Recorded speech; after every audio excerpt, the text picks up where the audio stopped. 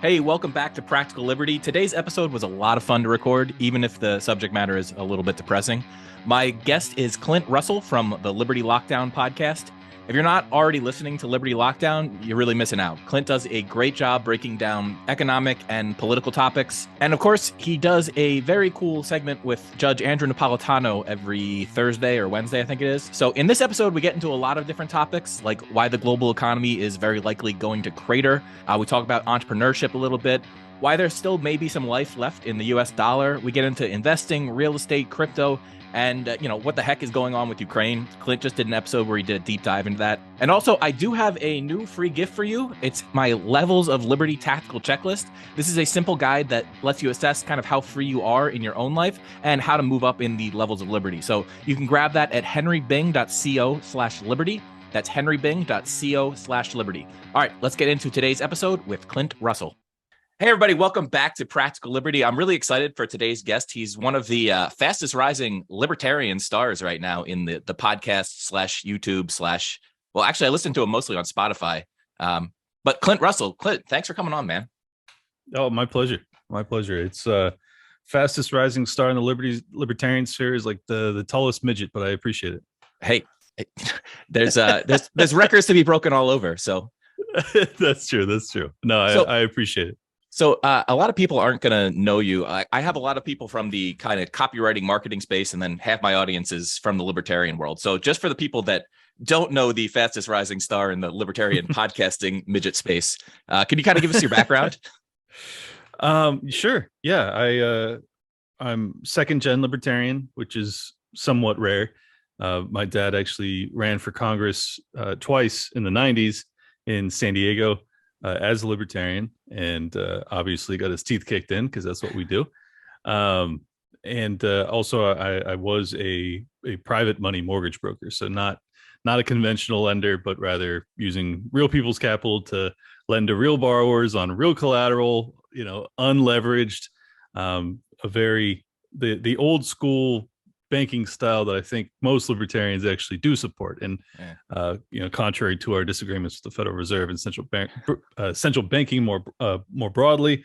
And then I retired because I was fortunate enough to have done pretty well with it. And when the lockdowns began, and I think 30 days after the lockdown started, I started Liberty Lockdown to, obviously, the title is in the point, to just advocate as strongly as humanly possible against the lockdowns and all of the catastrophic, both economic, sociological, mental health reasons as to why it was the craziest thing I'd ever seen in my life. So there you go. And now I'm here. It's weird. Yeah, it's I think a lot of people's. So I was in the college libertarians. I was talking Austrian economics with my dad when I was in high school. But then I kind of just walked away from politics for a long time. It's just like none of this stuff matters. I'm trying to start my business, run the world, run my life and let the world do whatever it does. And then 2020 woke me up hardcore. It's like, oh, this all that theoretical stuff that, I knew about, it's like, oh, it has a practical purpose. So I'm just wondering, like, we both have podcasts now. Yours is obviously a little bigger than mine, but how much effect do you think that the podcasting world has? Like, we're going up against the legacy media, all the institutions. How much of an effect does it have to kind of shout into the void, it seems like sometimes? Well, I mean, it all depends on audience. I think that, podcasting, broadly speaking, probably has as much influence on young men as corporate media does. And that's pretty incredible, given that podcasting didn't really exist 15 years ago. I mean, Joe Rogan does 12 million listeners per episode, and that's obviously it's globally, but I'm sure a good percentage of that is in America for sure.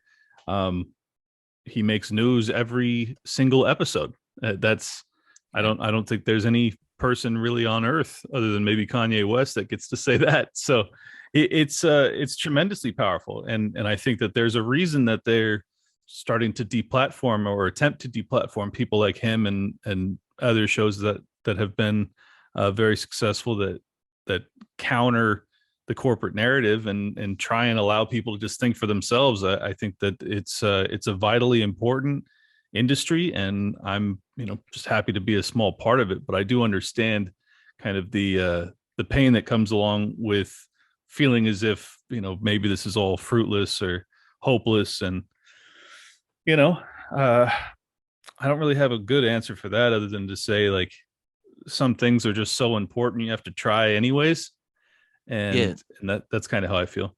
I agree. I actually think there's a divide that's starting to become more and more clear between the people that still listen to the traditional media and the people that listen to podcasts. Like, we see the world Big time. in entirely different ways. Like, Tom Woods just wrote a book on national divorce, and it's something that I support. Like, I think we got to break this this bitch up. It ain't working Yeah, anymore. sure. But how do we get through to, like, you and I have certain audience. It is largely men, under 40 in general. How do we get through to other generations? Like, I go around my daily life and I talk to people that have no idea what's happening in the world. Like, they have the Ukraine flags in their their SUV windows, but they just believe whatever it's told to them. I'm not sure how to reach some of those people because they're not listening to podcasts the same way that some of these younger generations are. So I guess the question is, do we need to reach them, or like, how do we move forward from here? Do we just keep talking to the people we're talking to? Do we try to reach out to new groups? What's Yeah. your strategy? Yeah, no, I think it is important that we reach out to new groups. I wouldn't be doing this just to preach to the choir, even though I do think preaching to the choir is important too, especially when it comes to like molding narrative and things like that, and getting people on the same page so that hopefully in our day-to-day lives we can kind of strive in the same direction. Um, but yeah, you're right. I mean, there are obviously certain demographics and groups of people that are not going to be hearing what we're saying, and I think that to a large extent it's pretty fruitless to try and reach those people. But I think there are a lot of people that are kind of like on the fence that are reachable. I mean, I get messages all the time from people who say, like, I discovered your show because you were one of the only people I saw that was talking even somewhat logically about the lockdowns, and I wasn't really a libertarian, but I came around to your belief system because I saw the logic in your analysis from that, and I saw they describe it as courage. I think I was just being honest as to you know what I saw coming, and they appreciated that, and because of that, then they extrapolated forward and said, well, let me consider the rest of his ideas. So you can bring people to our side. I think that's really the reason that Ron Paul's legacy is so powerful, is because he did what we are now doing, is in that he told the truth when it was unpopular, and he told unpopular truths. So I think that's the legacy of libertarianism. Unfortunately, is like the I told you so is kind of how we bring people over, but it's important that you do it in a way where it's not I told you so. It's just, here's my track record, here's what my belief system is, and here's my analysis throughout my life. You stack my track record up against anyone else that you listen to and respect, and see if you come to the conclusion that perhaps I'm worth considering. Yeah. I think that's really how you win people over, especially the more rational thinking people, after a certain period of time of analyzing things correctly and giving people advice that's proper. And it's just it's a slow slog, man, I'll grant you that, but it's important. Yeah, we always seem to be proven right 15 years later, right? Like, Yeah, there's such a time lag that it's hard for people to, I guess, believe you. Like, I was a huge Ron Paul fan back in the, what was it, 07, 08 type sure. campaign. That was my first political donation ever, was $10 to Ron Paul. And then, people just didn't believe him, right, at the time. And now everything he said, like, there's conservatives all day posting like Ron Paul was right memes, which I find hilarious. It's like, yeah, we told you 15 years ago. Why are you guys still conservatives then? I don't understand people that stay in the Republican Party.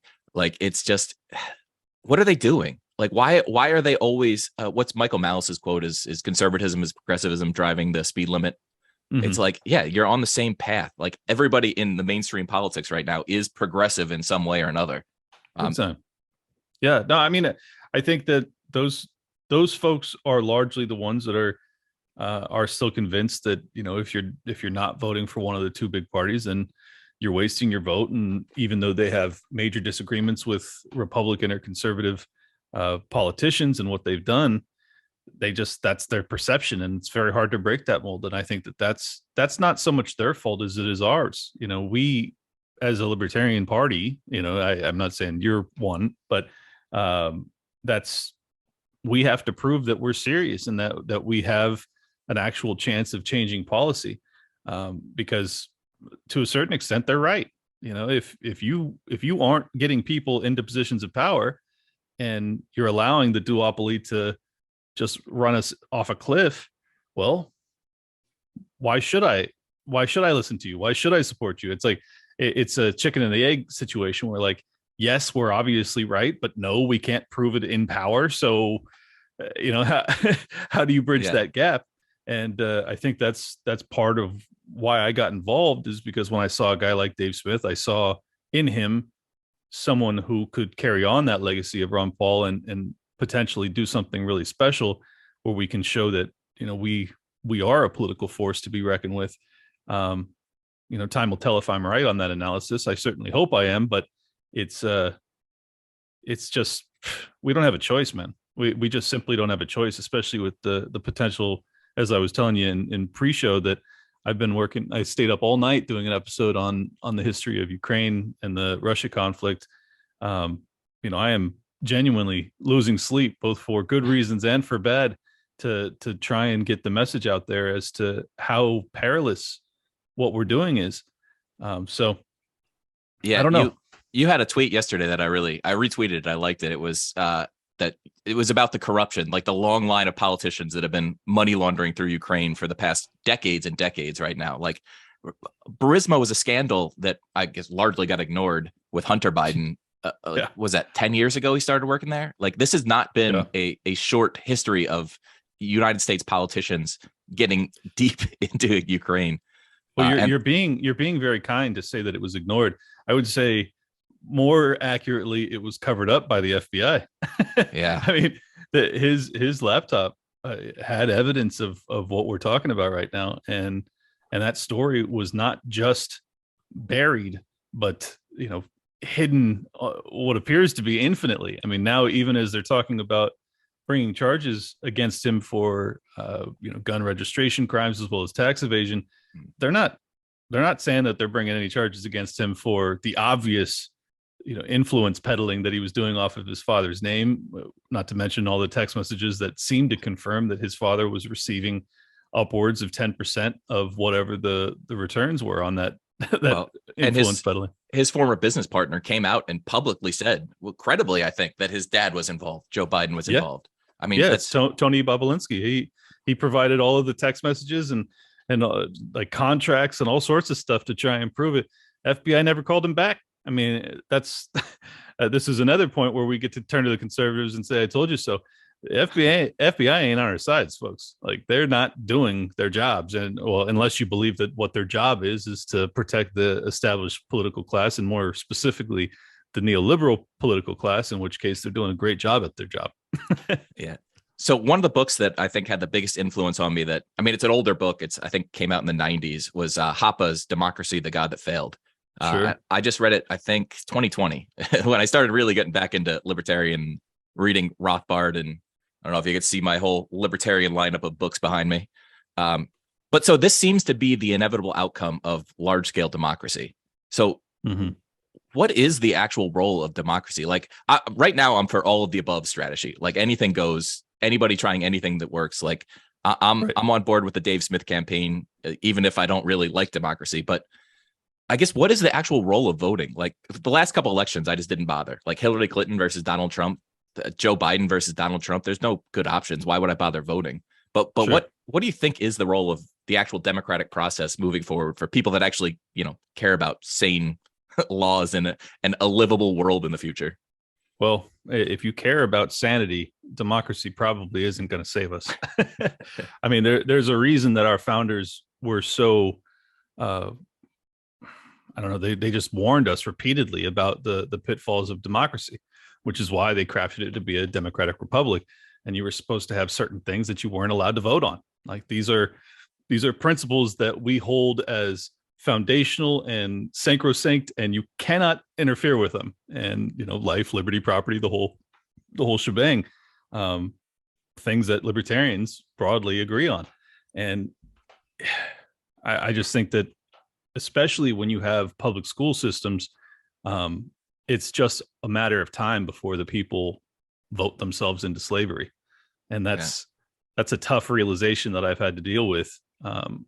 Not so much that democracy devolves in that fashion, but American people and American democracy will also devolve in that fashion. That I struggled with that because I had a deeper faith, perhaps some nationalism or some nationalistic pride, I guess you would say, when it came to America. And just because I valued our foundational principles so deeply, I assumed that at least 51% of people did, free speech and capitalism and like these kind of base beliefs that I just kind of assumed were preferred by most people. Turns out I was wrong. The lockdowns really woke me up to that, and it was painful. Yeah, I mean, in my experience, 80% of people are just NPCs. Like, it's a tacky meme, but it's true. People just don't think. They follow whatever script you give them. They just want to live a comfortable, safe life. And I don't know. It's why I focus so much. Like, people, the one critique I get of my show is I talk too much about like how to make money. But it's because I feel like if you're stuck in the corporate machines or you have a government job, worst of all, how can you ever speak out? How can you ever actually be in a position of power? It's right. Like you were able to, you made your money, you were able to retire and you say whatever you want. Like, cancellation isn't really a concern for you, I'm guessing, because what are they going to do to you? So yeah. Well, I guess they can unbank me, which would be a pain in the ass, but yeah, I get your point. Yeah, but I mean, that's why I have crypto and cold storage, right? It's like, sure. There's only so much they can do, it. So I guess what's your recommendations, or not even recommendations? What path do you think people should kind of follow right now? Like, one of my frustrations with libertarians is they're all broke. Like, people have this stereotype of libertarians. It's like, oh, it's the Koch brothers just trying to protect their fortunes. They don't want taxes. It's like, no, not every libertarian, a lot of libertarians I know, we know the most beautiful economic system ever conceived of, and we can't make money. So yeah. Oh, there's a disconnect there that's really deeply problematic. I mean, if you understand this stuff and you can't capitalize on it, well, either the belief system itself is flawed, or we are, more broadly, libertarians. And I think that it's twofold. I think that our viewpoint on economics and capitalism is correct. But I think there's also a trade-off where some of the people that share our beliefs are just bleeding hearts, that are more interested in activism than they are in creating their own financial security. And I don't really hold it against them. I mean, especially if you're young and idealistic, if you're in your 20s and you're a libertarian and you're broke, but you're spending the majority of your time doing activism type things, well, that's a trade-off, and I get that, and I can respect and appreciate that. But if you get to my age, I just turned 40 last month. It's like, well, if you still haven't established any sort of financial security and you're espousing Austrian economics and time value of money and delayed gratification and all these beautiful beliefs, well, what's going on? So I spend a lot of time talking about investing and economics on my show as well, and entrepreneurialism more specifically. I think that is really how you get ahead in life, is to take your own risk and take your own path and reap your own rewards. And I encourage as many people that share our belief system as possible to do so, because we need people like us to have financial security so that we can speak the truth when it's very unpopular and ultimately dangerous to do so. And that's now. It is very hard to tell the truth.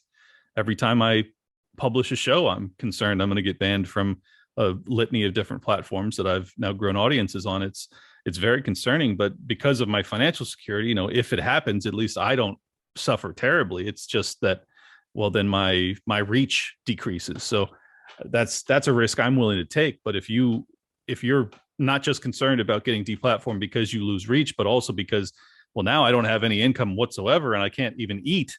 Well, that's a totally different thing. And if you can't have enough financial security to ignore that factor, well, it's going to be very hard for you to get your voice out there. Yeah, I absolutely agree. I think it's having that base level. It's not that getting canceled doesn't mean I go hungry, right? It just means maybe I lose my Twitter, or my YouTube channel, which is Exactly whatever. There's alternatives to those now, but there's no alternative to eating. There's two books that I always recommend to libertarians. They're both by Harry Brown. Anybody that wants to get into the entrepreneurial world, it's The Secret of Selling Anything, which is just it's an amazing practical application of providing value. Like, libertarians claim to understand what providing value is, but Harry Brown breaks it down in a way that made him millions of dollars over his career. And the other one is How I Found Freedom in an Unfree World. Unfree World. Yeah, which is just, dudes, if you want to get money, just follow those basic principles of providing more value to people. That's one of the first libertarian books I ever read, actually. My dad was an entrepreneur as well, and he was force feeding me Harry Brown. He was like, "Look, this guy did it. He knows what he's talking about." But my dad was also a huge fan of Tony Robbins, and I don't think that that's tremendously unique. He was very, very popular to businessmen in the 80s and the 90s for that matter. But yeah, I think that it's such a powerful path to be on. Like, even if you set aside libertarian ideals and just focus on, like, what is the point of being alive? It's like, to me, it's creating, it's looking after your family, it's having a family, it's love, it's passion, it's pursuing things that are unique and special and perhaps can leave a legacy of some sort. Like, you can't really do any of that if you don't take the entrepreneurial path, especially now that we exist essentially in a fascistic hellscape, more or less. Like, if you're not taking an entrepreneurial path, it's one, very hard to get ahead, and two, to tell the truth. And like, those are two things that I value tremendously. So I just think that it's bordering on the only pathway. Like, entrepreneurialism is really close to being our only option. So I'm always encouraging anybody out there that has our belief system and anything nearing my drive, like, that's what you got to do. Like, you have to do it, and you have to take the risk, and you have to just throw caution to the wind and go after it. And if you are passionate and inspired and intelligent and hardworking, like, you will probably do something really special. So I don't know. I know it's kind of preaching to the choir here, it sounds like, but I think it's an important message. It's people that have a job for security always, I don't understand that mentality. I've been a copywriter working for myself, having multiple clients since I was 22 years old. And to me, having one client is the scariest thing you can do. And if you have a job, all you have is one client. So it's more risk, like, to get fired. Like, if say you're you turn whatever business you're in into a contracting job, you start your own LLC and you get two clients, just start with two clients. If you lose one client, you've only lost half your income, right? It's where if you have a job, you're losing your entire income at once. And right. I don't know. There's somewhat of an irony to the world right now. It's one of the scariest times to be alive. Like, you just recorded on Ukraine last night, you were talking about, and we're literally flirting with nuclear war, which is insanity to a level that I didn't even know was possible right now. Like, it hadn't occurred to me that we could do this. But on the other end of the spectrum, like, it's easier to make money now. It's easier to start a business. It's easier to be successful than ever before in history. Like, my dad did some entrepreneurial ventures when he was younger, closer to my age, and had a real hard time with it, right? Like, you're renting office space, you're doing all that stuff. It is hard. Yeah. It used to be hard. Now it's just like, start a website and put yourself out there. Well, yeah, but I mean, it still is hard though, because it's a trade-off. You're trading security of some corporate gig for usually what amounts to a step down in pay and longer hours and harder work and all the risk being on you. So I'm not going to downplay it and make it sound as if there isn't a trade-off. There certainly is. But I think that, over a long enough time horizon, like, if you look back, I could have got corporate jobs and made good money. I could have made $150,000, $200,000 a year or something like that. but I took the entrepreneurial path. I worked for family, and then I started my own business, and I throughout that I made less than six figures for like a decade in my 20s. And I was a very hardworking, smart business guy, and I could have made a lot more not taking the path that I did, but I was just constantly like, I had an end goal in mind. I was like, I'm going to learn this trade. I'm going to branch out. I'm going to do it on my own, and then I'm going to reap the rewards.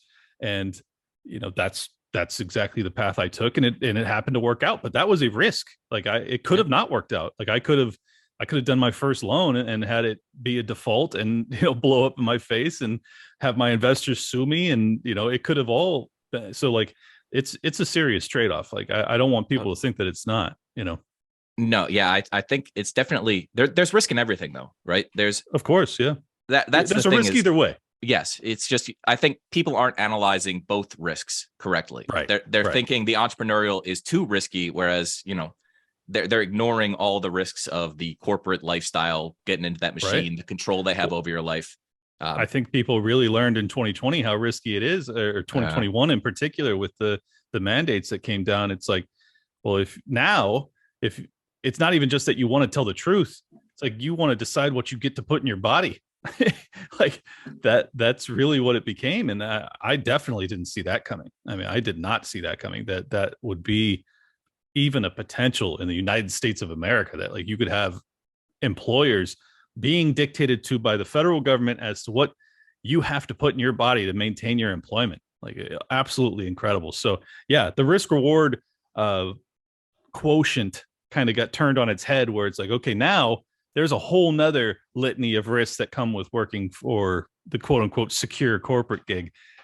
So yeah, I hope that inspired, and I know it did. I know it inspired a lot of entrepreneurialism from people that value libertarian ideals, even if they don't consider themselves libertarians. Like even speaking for myself, like I started anew. I put away a big time income earning job, and I started a podcast, for God's sakes. Like that was that was a crazy risky transition, but I also understood the flip side of that, where like my book, which is what you would describe as the loan portfolio that I was managing for my investors, if I had continued to roll that thing over for the past 2 years, I would be looking at major litigation risk as the real estate market begins to tip over. So I made the right call, but it was very scary at the time, and a lot of people wouldn't have made the same call. So it's like you gotta, but it also came down to like, okay, I was saving and I was investing, and I was in a position where I could actually do that. So that allowed me to view the macro and micro economic risk and make a calculated risk assessment that was like, I couldn't have done if it weren't for the financial security that I had. Like if I had a family with 4 kids and my wife, and I was like, look, I have to make 300 grand a year or my kids don't eat, it's like, I couldn't have done what I had done. So it's, I don't know. There's lots of lessons in that. Yeah. I kind of had the same path in I guess it was April this year. I left a 7-figure, basically. I dumped all my clients, left 7 figures on the table to start a podcast in my own business. Because it's like, I was selling financial investment newsletters, health newsletters, supplements, stuff like that. It's like, all right, what's the point of that if we're all living in a totalitarian state? Like, where you can have a business that actually promotes liberty. It's possible in today's world. Like you're proving it. I'm starting to prove it. Sure. But I do wonder, actually, you were talking about real estate investments, particularly something I'm looking at right now. Because you're kind of known for your economic analysis. Those are some of my favorite episodes you put out. Thank you. So what are we looking at with the future right now? Like where's even a safe place to put your money? Like I'm sitting on dry powder right now because I don't know exactly where to put it. I think the real estate is in for a correction. I bought in, I've been dollar cost averaging crypto for a while, but I put a big chunk in close to the top, which is whatever. It happens. It's a 5-year investment. I'm not that worried about short-term losses, but where are you looking at right now are you sitting on cash? Are you investing in things? Or like, what are your target ranges? What do you think about?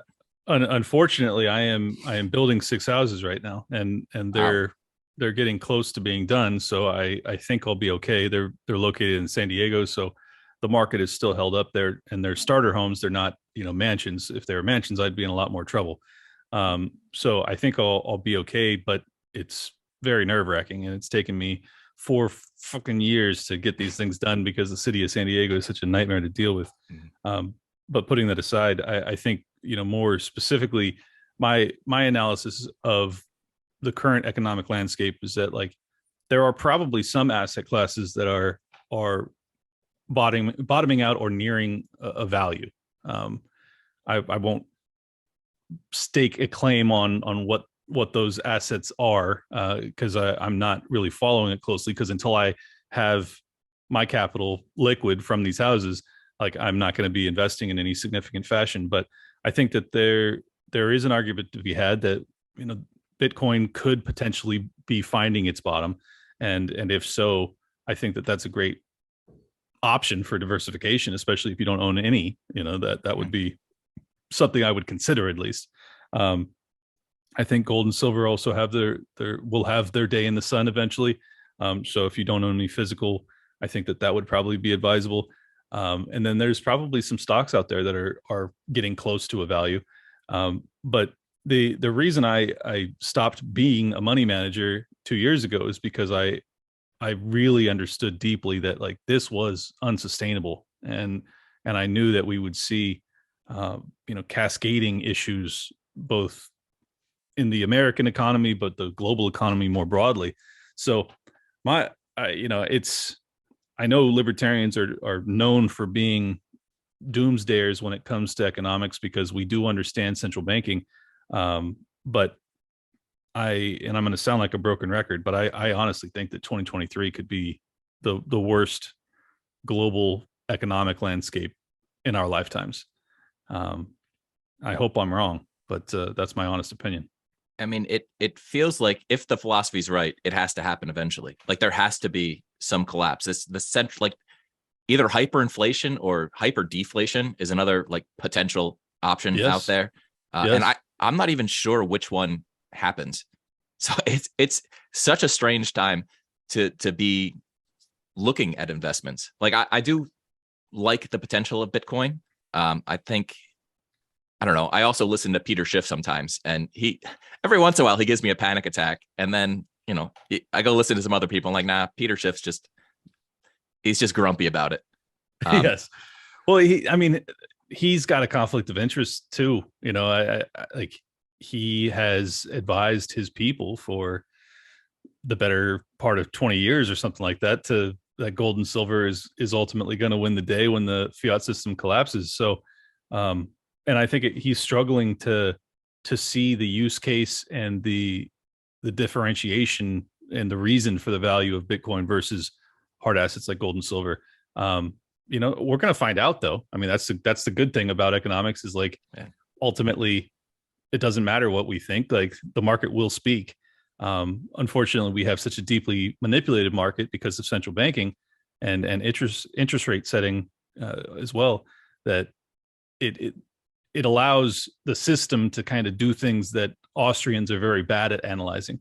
I think that the reason I've had success is because I wasn't just an economist. I had to really manage millions and millions of dollars, hundreds of millions of dollars.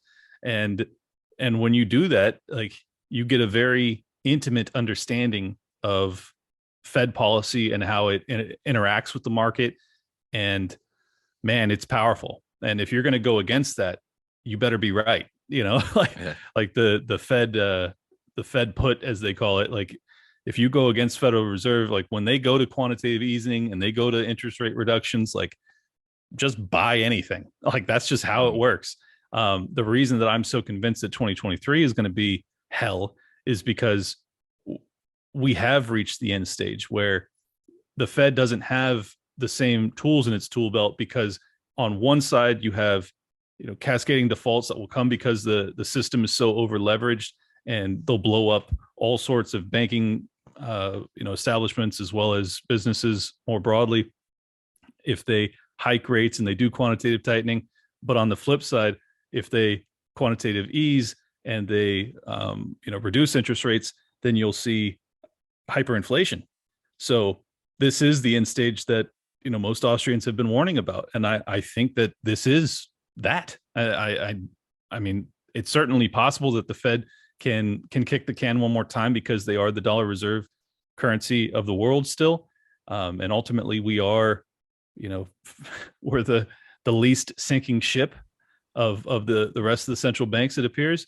So I think maybe this isn't the last inning, but it's the eighth. Like that's my best argument, is like it's either the eighth or the ninth. I really don't know which. I worry a lot about some of the European countries. Like I think the pain in Europe, they're screwed. South America in some respects is like we're causing an energy crisis right now in Europe. Germany specifically is pretty screwed with their, they shut down their nuclear energy and then cut off the gas. Like I don't even understand how they thought that was possible. But yeah, so the rest of the world could collapse around us and America could look decent, I guess, in contrast. Right. Well, the reason that buys us time is because when that occurs, because the perception, very broad-based perception in the global economic space is that when the market eats shit, U.S. Treasuries are where you need to be. Well, if U.S. Treasuries get bought up, then you have a reduction in interest rates, which means that you could potentially go back to quantitative easing. And a reduction in interest rates means that you still have the Cantillon effect, and you still have the leveraging up potential that can kick the can one more time. So that's the reason I'm not putting all my eggs in one basket as to like, okay, yeah, next year America goes kaput too, the dollar goes kaput. Like, no, I don't think that that's a given. And any Austrian economic guy that's telling you that, they aren't looking closely enough at how important the dollar reserve status is. And it's weird because we know it is, but like for some reason they just, I don't know. Sometimes I just think that they're so opposed to central banking, they want it to collapse almost. Yeah. And it's like, yeah, I want it to collapse too, but like it's you still have to understand like what that means. Why has the US military been willing to risk world war repeatedly to defend the dollar's reserve currency status? Like there's a reason for that. And I think that's what we're witnessing, both against Russia and potentially China moving forward, is like that's really what we're doing when we spend, like, most people focus on the oil and gas side of things, but the oil and gas, the real reason that we focus on that is because we want them to sell it in the US dollar. It's the only reason that our currency has any real value, is the oh God, I'm blanking on the term, but oil exchange, whatever it's called. So yeah, that's my fear though, is that because Russia and China are both creating their secondary financial systems to start to migrate away from the dollar, that there's a real potential for World War III to try and stop it, and that's horrifying. Damn, man, I'm so depressed about the state of the world. This is what I do. One of the things about libertarians is like the geeks that love to talk about Austrian theory, and they know, like, the people you're talking about, they kind of cheering for the central banking system to collapse, is like, I use this analogy as like, you can make the argument that soccer is the most beautiful game. It's the most perfect game. But if everybody else is playing football, you better put on a freaking helmet, man, because you're going to get hit, right? Like, you got to play the game that's in front of you at certain times. Yes. Thank you. That's a great way to put it, man.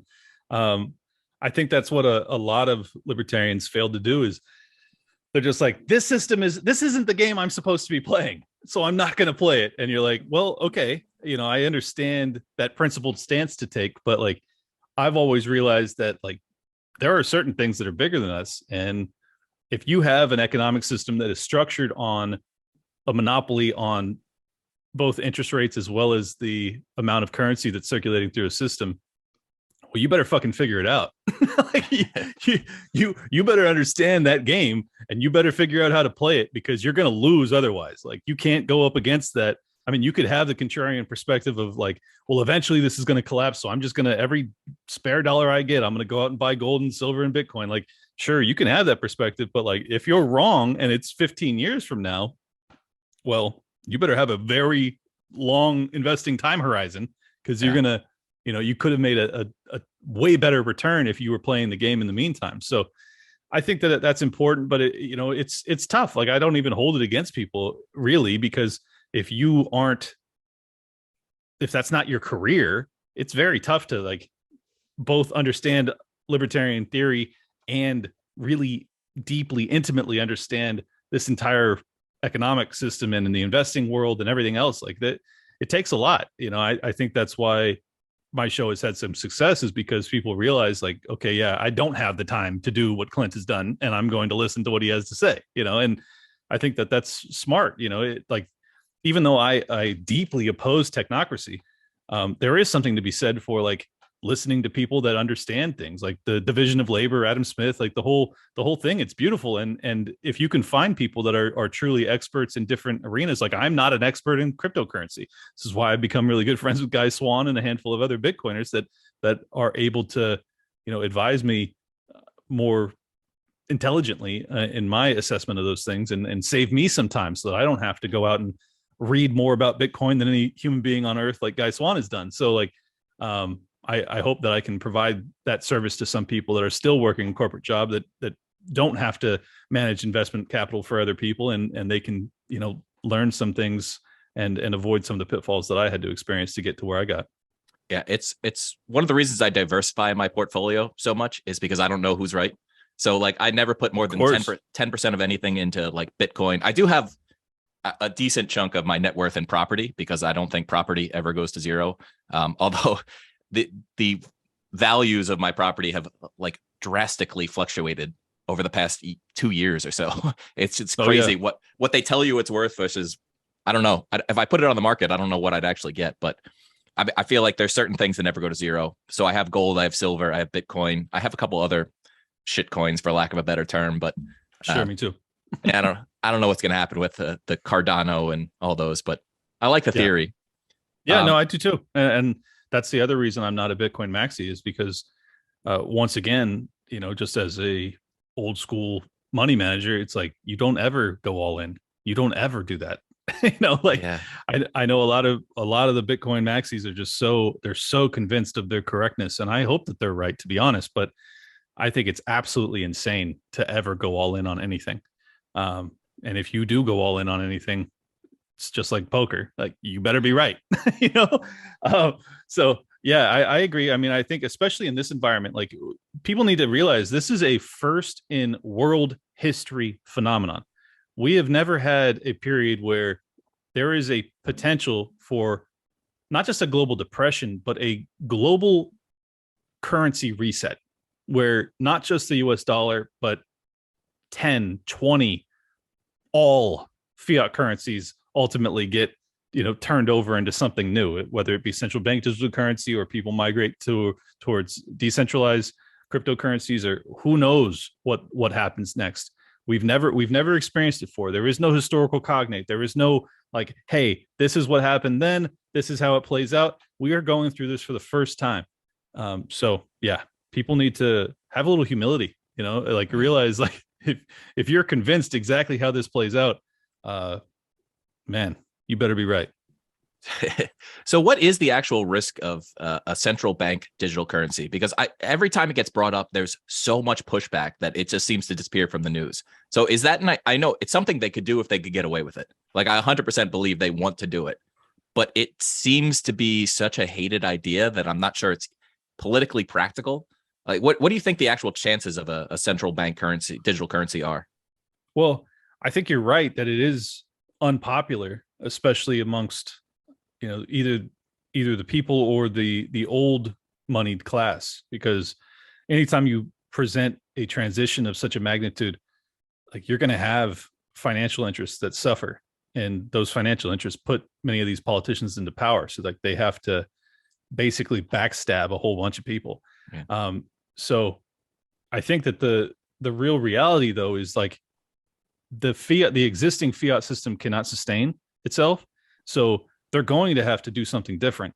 And it's just a matter of like, who they stab in the back. Like, do they stab in the back the banking and in the insurance industry by going to central bank digital currency, which basically makes them irrelevant?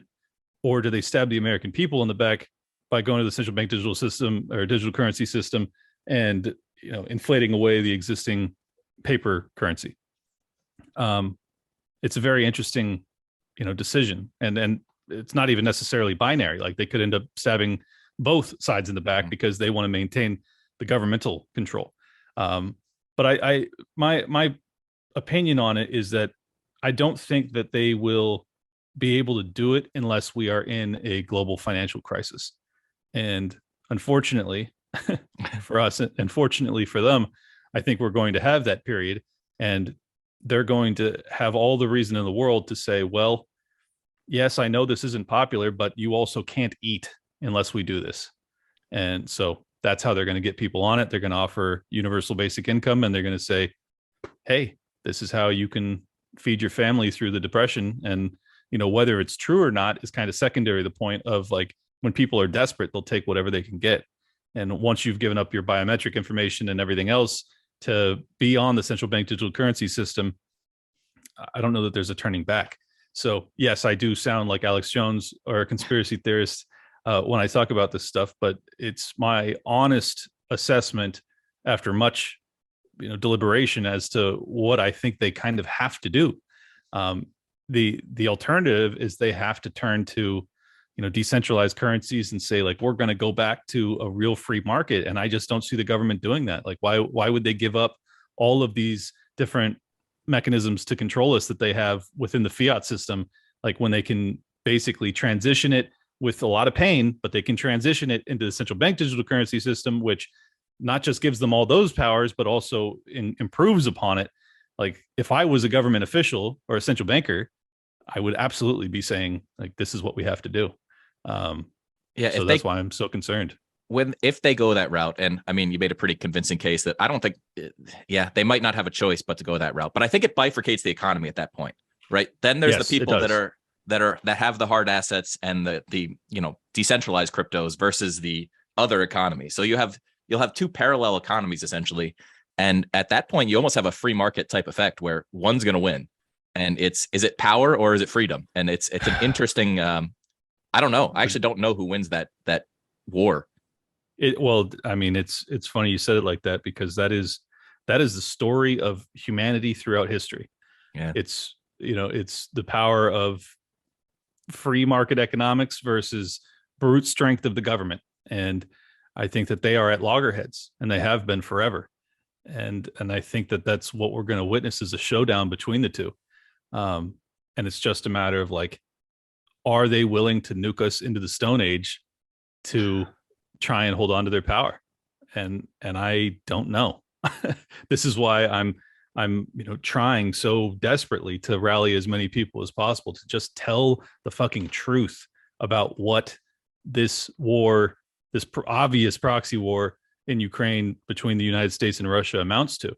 And I'm just, anything we can do. Like, this is my honest belief: if we avoid nuclear holocaust, we will get through this, and we will have not just the greatest economic period in human history, but the greatest civilization we could imagine. Like, we are on the cusp technologically of some incredible breakthroughs that can make not just our life expectancy 10, 20, 100 years longer than it is today, but also our capacity to produce goods. There's so many innovative things that if the system doesn't either implode upon itself or explode literally, that we can really just do unbelievable things with the power of artificial intelligence, if we can figure out how to use that without killing ourselves too. I mean, it's funny. It's like we have all of these new innovations that are essentially opening up the horizon to just something unimaginable. Like we're still like apes. Like we have all of our base instincts of survival and killing and war, but we also have all of these new technologies that are just on the cusp of taking us to a level that none of us had really ever dreamed of. So I don't know, man. It's both the most exciting time and scary time to be alive. Yeah, I'm a massive optimist about the future. I just don't think there's any choice but to be. Like, what's the point of Yeah, of course. betting on nuclear war and being, Oh no. and I'm not super religious, but I think there's a higher power that's not going to let us go down that road. Or at least, that's what I'm banking on, right? It's maybe I'm wrong. We'll find out, but Yeah, I'll live, take it. but right now you got to live your life like we're going to have the best outcome as long as we can defeat these assholes over here. Right. So I do. I mean, you said you were up all night talking about Ukraine. So what is the situation in Ukraine? So there was recently a bridge bombing. Was it a bombing or a missile? I'm not really clear what happened there. I've seen videos that portray it to be both. As of now, the reporting is that it was a truck bomb. So it was a truck suicide bomber would be like, are we Correct. celebrating suicide bombers now? That seems to be the popular trend. Yes, that is what the American media is doing. And then it's. I mean, we have backed ISIS and Al Qaeda at different times throughout the past 20 years. So it's not actually, unfortunately, a new phenomenon. Like this is unfortunately where we're at now. And Russia seems to have retaliated with, I think I saw 70 some missile strikes on Lviv and wherever else. But yeah, Kiev. Yeah, what's the actual situation? Like, it doesn't seem like Russia's using all of their. It's not all out war on their part right now, and they could be doing that. So yeah, they could have been doing it from the beginning. So what is happening in Ukraine? Like, what's the situation there? Because you spent more time looking at this than I have, and yeah. Well, I mean, I didn't want to. I'm not Scott Horton. I do not consider myself a specialist on foreign policy or geopolitics when it comes to military affairs, but I just felt like it was so important. I basically had no choice, just to be honest. But yeah, I mean, it's very complicated. Like I think that's the main thing that I tried to encapsulate in this hour-long episode that I worked on all night, is that whatever narrative you think you understand about this, you've been lied to. And this is a very, very complicated matter. And anyone that's delivering it as anything other than that is lying to you, or they're ignorant to the point that they're lying to you accidentally. Either way, it doesn't matter. You should discard their opinion. You need to think for yourself. You need to assess this stuff on your own.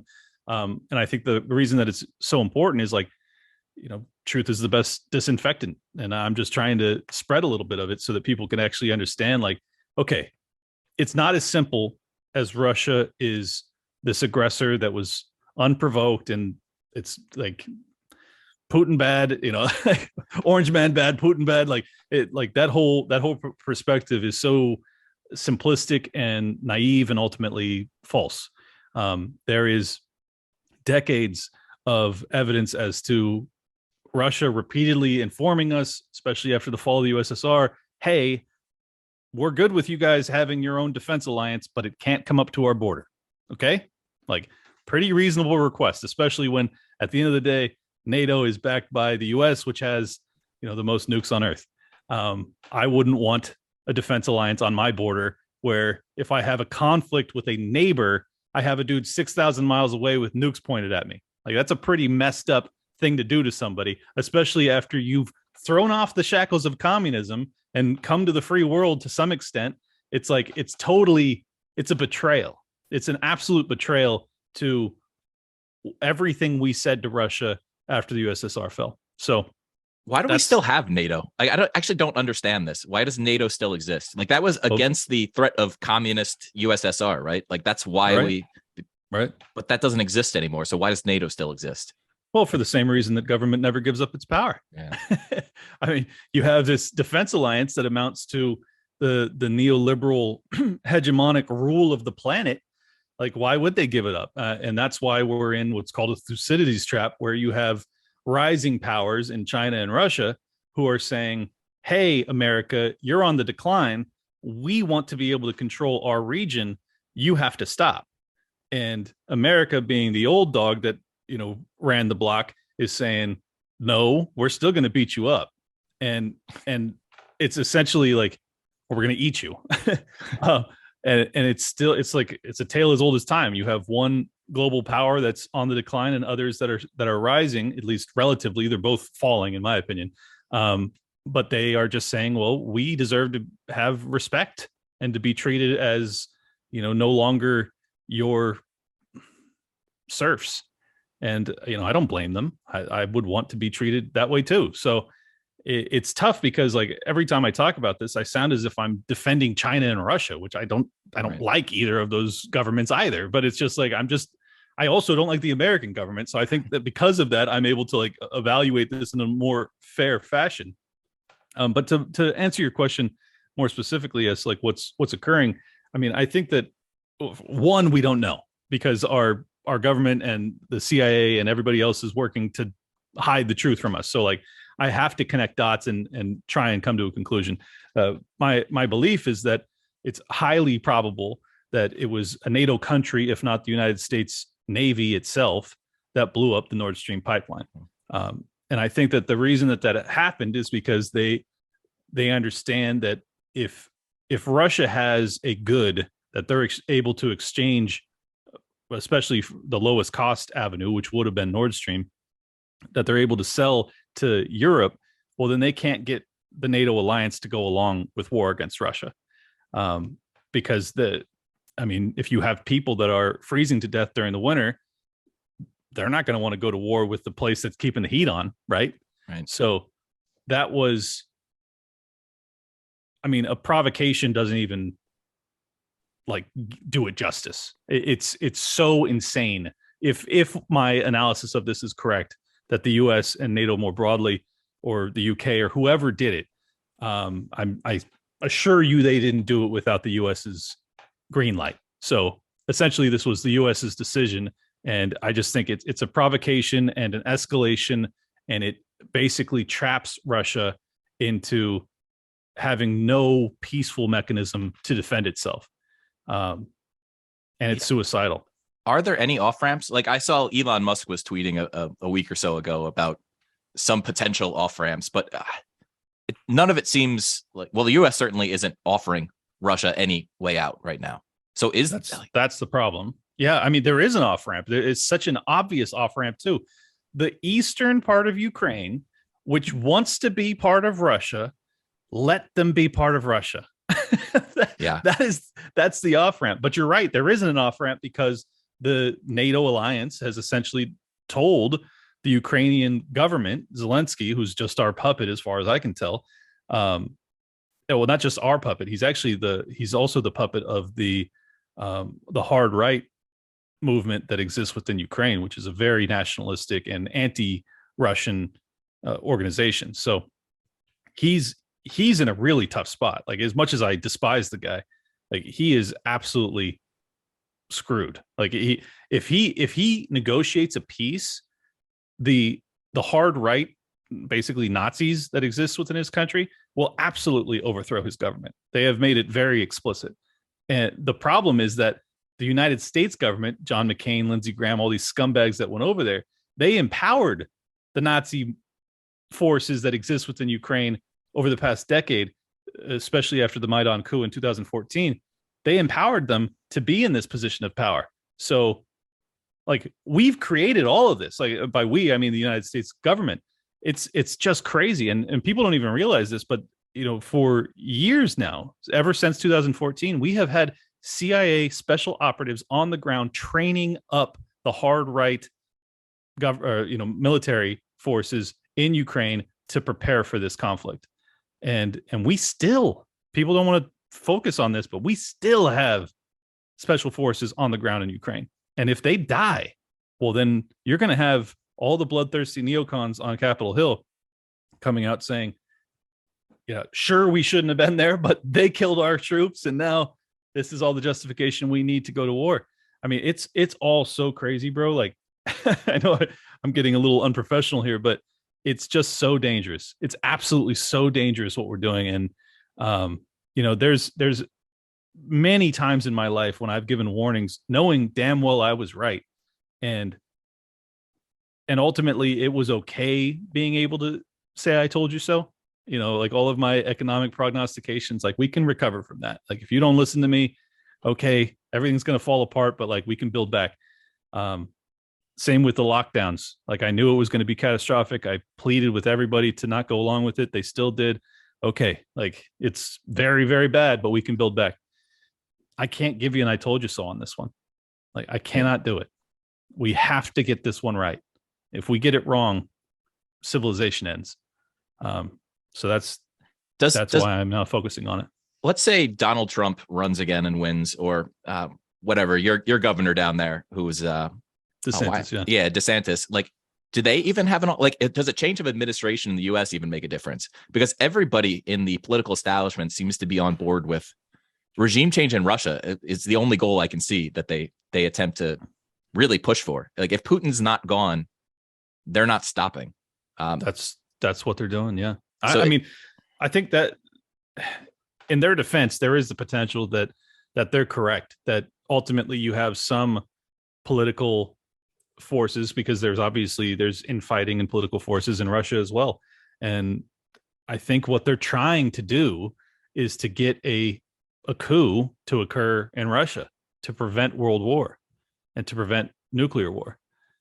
It's just such a dangerous gambit. Like, for the life of me, I can't understand why you would take the chance that Putin's inner circle is strong enough to withstand any sort of internal strife. Like, I don't get it. I honestly, like, the risk reward on this is so whacked. Like, just allow them to exist. Like, Russia isn't that big of an economy, even. Like, they're not that big of a power broker, other than the fact that they have nukes. Like, this is the one thing you can't do, though. You can't have a head-to-head conflict, even through a proxy, between nuclear powers. It's too dangerous. But they're doing it anyways.